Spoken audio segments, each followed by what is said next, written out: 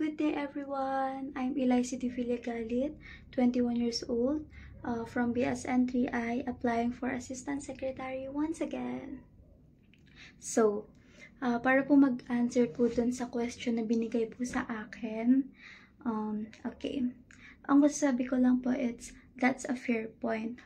Bakit? Kasi before po, I was a spread thin. Pero, if bibigyan po ako ng another shot or another chance, I'd prioritize proactive communications and delegations. Bakit?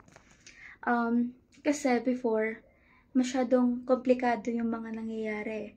And then, kunwari, wala si secretary. Ako po yung nagbibigay po ng mga captions, ng mga letters na binibigay sa mga heads.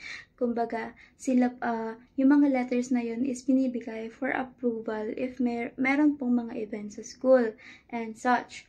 That means a setting of clear expectations sa mga team.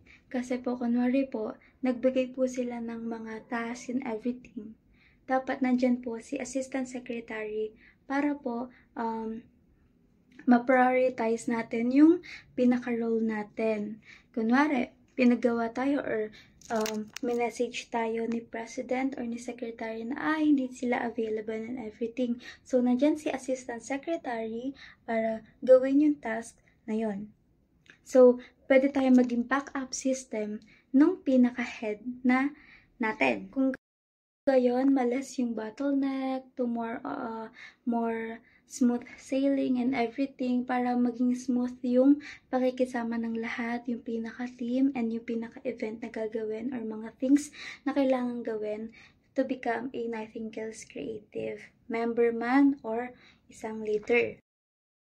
Kung wala man po ako 24/7 before or hindi ko po man nagampanan ng ayos yung role ko po dati, maipapangako ko po ngayon na nandito na po ako na every meetings. Hindi ko man po maipapangako na 24/7 pa din po akong nandito, pero kakayanin ko pong makihalubilo ng sobra po sa inyo.